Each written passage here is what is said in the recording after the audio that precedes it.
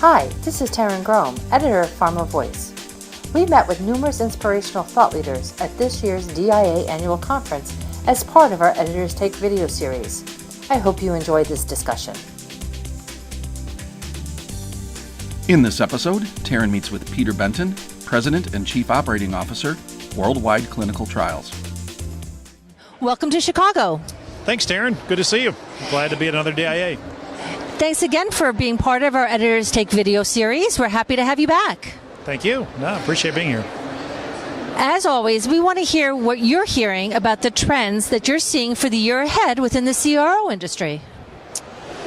Yeah, I think there's a bunch of different trends. One is just the consolidation. I mean, there's a lot of M&A activity, a lot of acquisitions between CROs, between pharma, biotech companies. I was just talking with my colleagues earlier this morning over coffee. I think the pace of acquisitions, the pace of change, the pace of mergers, the pace of new things, I really think this is probably the fastest the industry's ever been moving before. So, I just think there's an awful lot of change, new ideas. I mean, you look at IMS and Quintiles, two very different businesses merging. There's a lot of new interesting things, and how it's all going to play out, I really don't know. But certainly, the pace of change and the amount of change, I think, is increasing very quickly. Just as a sidebar to that, I read recently in the Harvard Business Review that this kind of new collaboration is being called a mashup. Different service companies coming together to serve a common goal. So I think that's sort of what you're talking about there. Yeah, I think there's kind of a shakeout in the kind of traditional CRO services. I mean, everyone kind of had their place. We kind of did things the same way. I mean, originally CROs were it was large pharma. It was people that left large pharma, taking large pharma process and just, it was a balance sheet transaction where we just moved bodies into CROs, and it did the same way. But I think the innovation, the creativity, the entrepreneurship, I think that's what's really starting to thrive in CROs like ourselves and others. I think the way we run clinical trials is getting much different all the time. So let's talk specifically about what Worldwide Clinical Trials is doing to address and respond to these trends.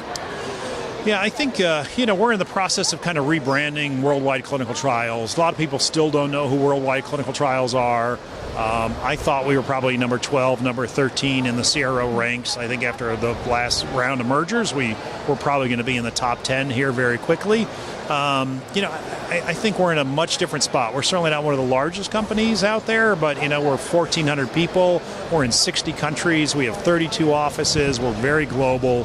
But again, we act very locally, very entrepreneurially, and really focus on that small to mid-sized market. So, what's going on with Worldwide is really that small to mid-sized market. People that are looking for innovation, creativity, certainly cost-effective, but that's really not their primary concern. Their primary concern is getting to their label, getting their trial done as fast as possible. And I think that that entrepreneurial spirit, that true partnering, really being a part of their organization, I think that's really something that's changing very rapidly with us and with the industry.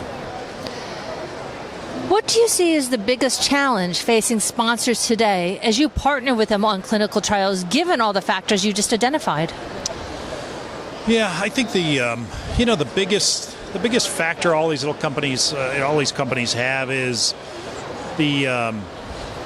every assumption you make for a clinical trial is wrong. I mean, every single decision, every single assumption, every single choice you make is wrong. Everything is going to be faster or slower, more or less, and just trials, things happen. And so you've got to be very nimble, very fast.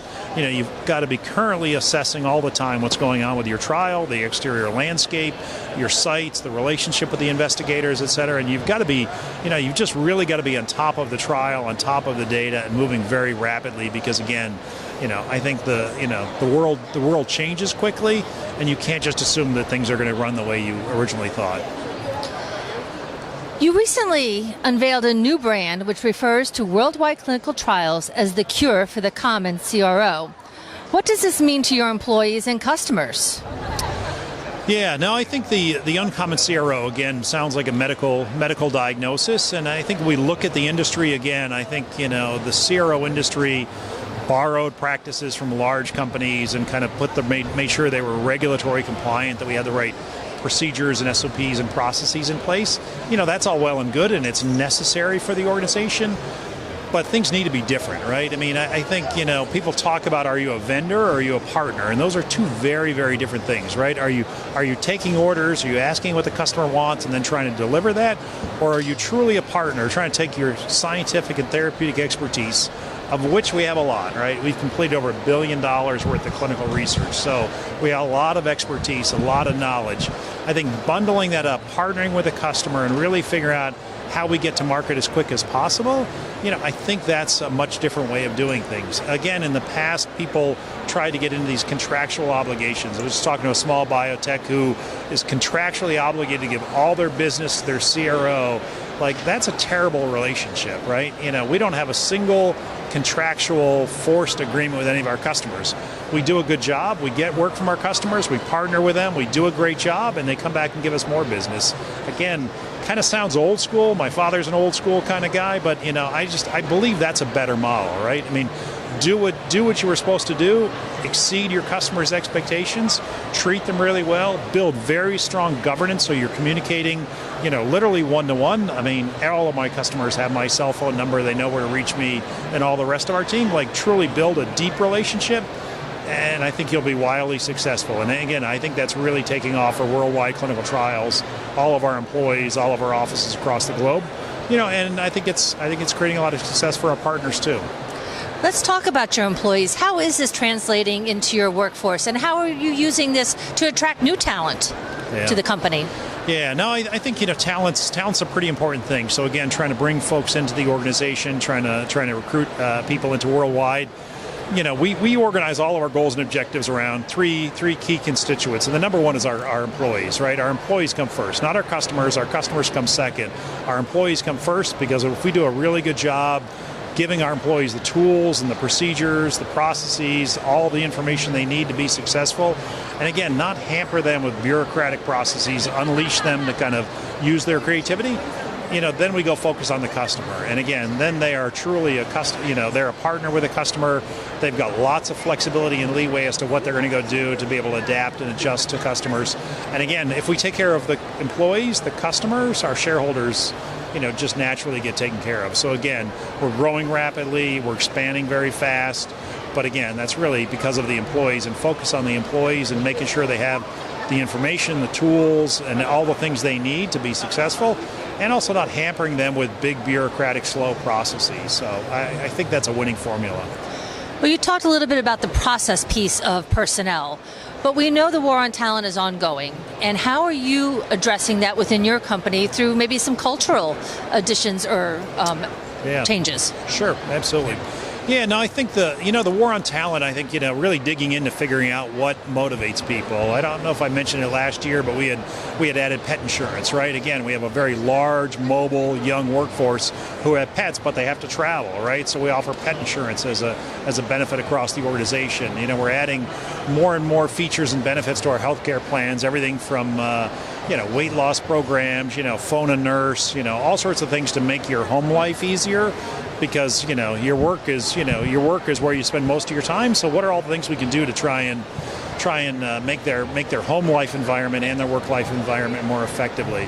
Again, I think trying to improve communication, trying to make sure that we've got people speaking to each other up and down the organization, across the organization. I do a quarterly all-hands meeting from a different office every single quarter. So we were in St. Petersburg last week for our quarterly all-hands meeting. The previous one we were down in San Antonio and Austin, our Phase 1 unit analytical lab. So again, I think getting out, communicating with the employees, but again, just trying to create that culture of communication, open communication. Anybody can speak to anybody about anything within the company. I think just getting rid of those barriers, I think that's what attracts people. And I think we're hearing new employees hear that from others, right? They hear, hey, you should come work at Worldwide, right? We're still running clinical trials, but you've got a lot of flexibility, a lot of creativity in what you can do and how you go do it. We've also heard, there's the millennial generation, and they have special or different needs than some of the more seasoned employees. Yeah. And harnessing those talents from both groups can be challenging for a CEO. How are you bridging those gaps? Yeah, I think I think there's a lot of new ideas from millennials and younger employees, and again, I think the way they work, their ability to work, Their eyesight's better than mine. Their typing skills are way better than mine. There's so many things that they're way, way better at, right? And I think merging, their enthusiasm and just kind of raw, unbridled talent with some of the more seasoned, or AKA older employees like myself, again, trying to figure out how to go blend those cultures. I think that's an important thing. It's difficult in a large global organization. Again, 1,400 people, around 60, I think it's 63 countries in total around the world. It's difficult. You can't get everybody all together face-to-face all the time. So again, I think small roundtables, small groups, we use Skype, we do we video, we chat, we message. Again, just trying to build up those communications and kind of rally everybody around the customer and the customer's problems and challenges. I think that's pretty universal no matter how old you are. Peter, thank you again for joining us this year at DIA, and I wish you continued great success. Thank you. Look forward to see you next year. Thanks, Darren. For more information on this topic, visit our Thought Leaders website. For more Editors Take videos from the DIA Annual Conference, visit www.pharmavoice.com. Thanks for joining us.